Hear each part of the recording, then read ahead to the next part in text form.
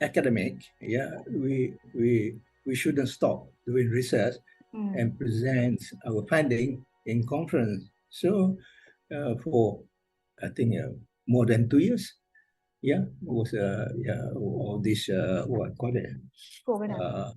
yeah, pandemics, So I still do my research and be able to go online conference, online conference, and suddenly I saw this conference in London. Okay, So I'm excited to go and meet friends over there and also attend the conference. So I think we should move on doing our research and presenting our finding, whether it's physical or visual. Advantages and disadvantages. The advantages is we save time, we save money.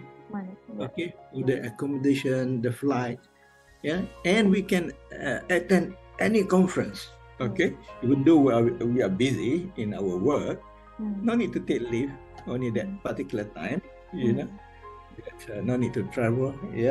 So we can be online, presenting our papers and listening to others. Right, it helps a lot.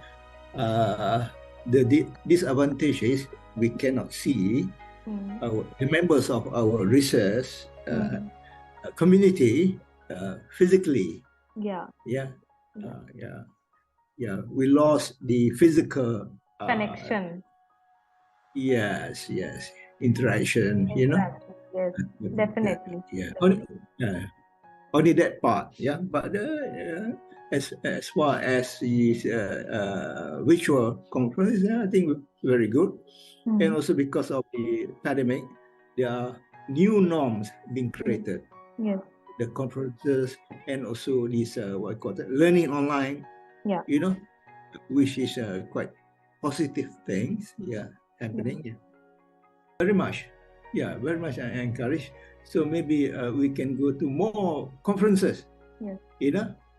Online. We can attend more conferences because it costs less money. Because I think so. We can save on the flight ticket and also the accommodation. Because it's a multidisciplinary kind of research in social science. So it went beyond our specialization. Okay, so the new things that you learn, what other people are doing outside our specialization, and also I got interested. Maybe some of the idea I can relate to my research. Okay, and the methodology, the thinking, the ideas, maybe we can use some of it, and also to meet other researchers from all over the world. From United States, Canada, India, Estonia. Many Algeria, in that conference. Of various background.